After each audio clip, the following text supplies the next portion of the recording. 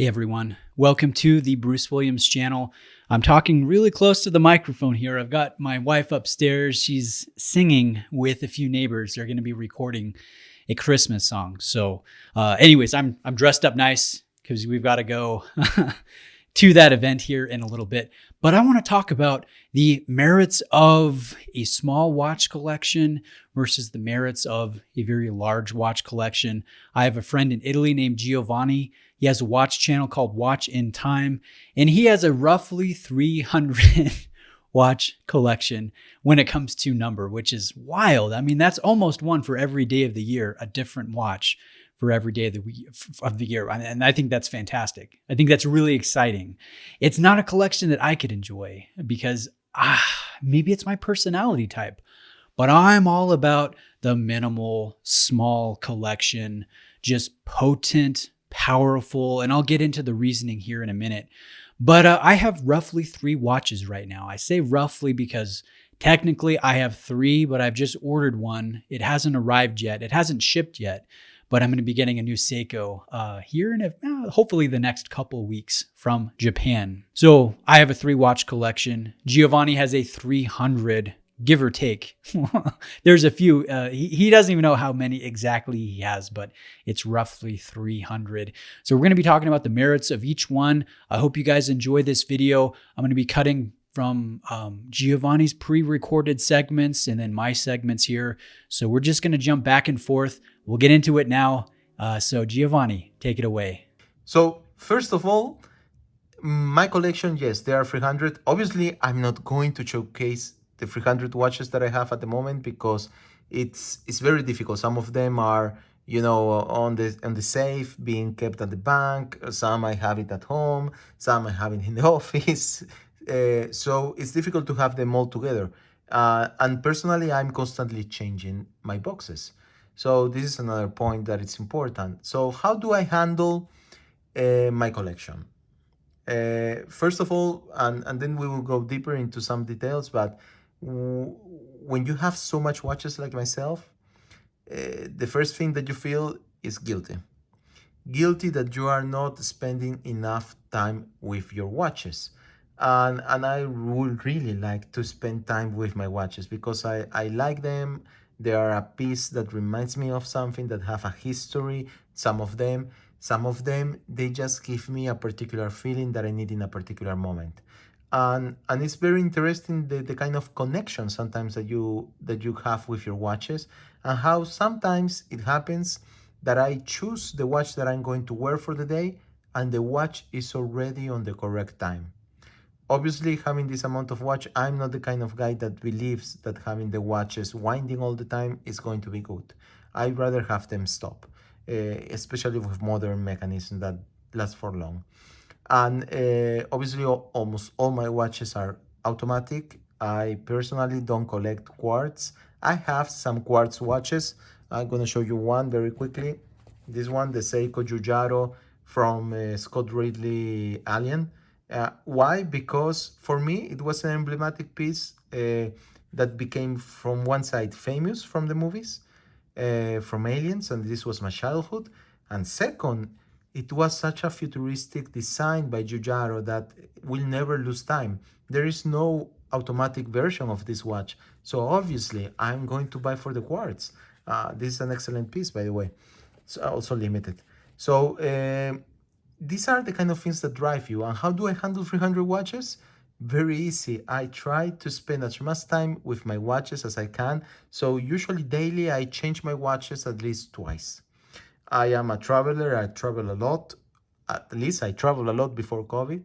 And nowadays, when I travel, I usually take with myself, if I'm going to go out for 3 days, I take 4 or 5 watches so I can change them accordingly to what I need. I heard guilt in that segment. And you know what? Giovanni's feeling a little guilty that he can't get to all of his watches. He can't bond with all of his watches to the degree that he would like. And that's one of the reasons why I'm enjoying minimalism right now, is the fact that none of my watches sit for very long.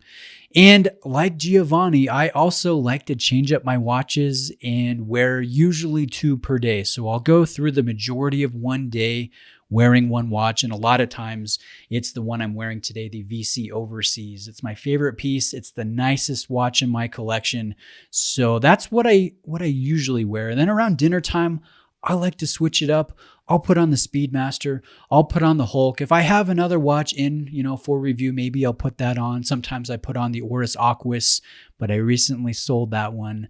Maybe that's another video topic. But yeah, I wear 2 watches. So my watches really never sit. They never run out of juice. They never have to sit in a winder. They all get worn in rotation, and I get to bond with each one of them. And I enjoy that. I do feel guilty. I never had a 300 watch collection. At my highest, I think I had around 20, maybe 24. I can't quite remember. A lot of affordable watches. And I would get that guilt, like, man, I should be wearing my Sumo. I should be wearing my Monster. I should be wearing this cool limited edition G-Shock. And it caused me a little bit of angst. And maybe it's just my personality type, but I want to enjoy this hobby to the fullest. And so for myself, it's got to be minimal. Maybe that changes in the future. Maybe I go back up to, a dozen or so watches. Everybody, I think, has a sweet spot.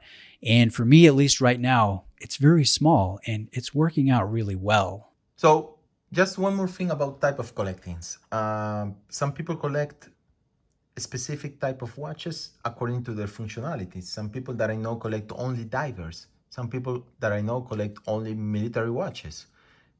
So that's another choice that you can make, or some people can make. If you are passionate enough about just one type of watch, then you collect that type of watch. And you make your whole collection about or around divers. One of my friends, for example, collect only Seiko divers. And that's totally respectful. So collecting watches is very diversified from my point of view, and it depends on your personal choice. So you need to find your niche when you are collecting and decide what's better for you. For me, as of today, it's better to collect most icon watches from brands that I like, that I love, and that bring me that something special when I feel that connection with the watch.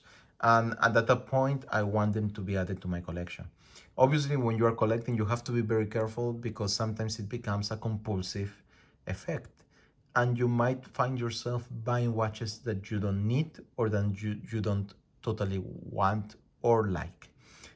So that I'm very careful, and sometimes I'm not perfect. I have bought watches that I'm not particularly fond of. Some of them, they are still in my collection. Some of them, I flip them. So on that point, you have to be very careful and to think it twice or thrice before expanding your collection and expanding it in the correct or direction or way that you want it to go. This is what I really like. We identify with each other, Giovanni. I always say, buy what you enjoy, and who cares what somebody else thinks. I get emails from viewers on a regular basis. A lot of them are of the effect of, hey, Bruce, I'm looking at this watch. I'm looking at that watch. Which watch do you think I should buy? What suggestions do you have for me? And honestly, I'm flattered that you would care enough to hear my opinion, and I'm always happy to share my opinion. But I have to say this in every email, and it might sound a little callous, but ultimately, at the end of the day, who cares what I think? Who cares what Giovanni thinks? Who cares what anybody on YouTube or Instagram, whatever it is, who cares what they think about what you do with your own money? It's your wrist. Ultimately, you want to enjoy this hobby to the fullest degree, and that means buying what you feel you would enjoy most. So I always say that. Don't listen to me, buy what you think you would enjoy, and who cares what anybody else thinks. But that being said, this is my pick, and this is why. I'll always share my opinion, but don't place too much value into it because I'm no expert or anything. I'm just a watch fan like you. I'm a little bit more vocal. I've tried a ton of watches. I have a YouTube channel, so I do see the merit in, the opinion there. But at the end of the day, always buy what you enjoy. And if you're doing that, I think you'll have a great time in this hobby. You'll have less stress, and it'll be a good experience for you. So, Bruce, as you have seen, I have a lot of watches. A lot of watches that I would like to share with all of you guys slowly also. And to tell you a little bit more of the intimacies with the watches. And I am trying very difficult to cope with 300 and more watches. It's obviously difficult. It's something that you try to do. It's something that you try to manage every day. But I envy you guys when that you have a small collections on the other side, because you will definitely create a stronger bond with your watches. Something that I am doing with mine, but I will probably not do as strong. Some of my watches have scars. Some of my watches have a lot of history behind. It depends a lot of many factors, but definitely if I had fewer watches, it would have been much more easy to create my bonding. So there is a little bit of everything. So Bruce, how do you handle the now you have four watches right in your collection? So how are you handling this? Do you think you will always remain in four watches, or you will expand it? How do I handle minimalism? That's a good question. Well, so far, as you guys have heard, I'm handling it very well. I enjoy having a small rotation. And will that ever grow? It may. Like, I have a Seiko incoming. There are other watches that I want to try. I'd love to try a Panerai. I've tried a couple on, I've reviewed a couple on the channel, and I love each one that I've tried. So I'd like to get maybe a triple one. I think that would be fun. Maybe a submersible. I'd love to try the Reverso from JLC in white. I'd love to try the blue Santos de Cartier or the Santos Dumont from Cartier. There are some watches that I would love to try. And I'd love to try some more Omega, which if I had to pick one brand as my absolute favorite, across the board, what they're doing really well, it would probably be Omega right now. So maybe I upgrade my Speedmaster and I get the new 3861 caliber.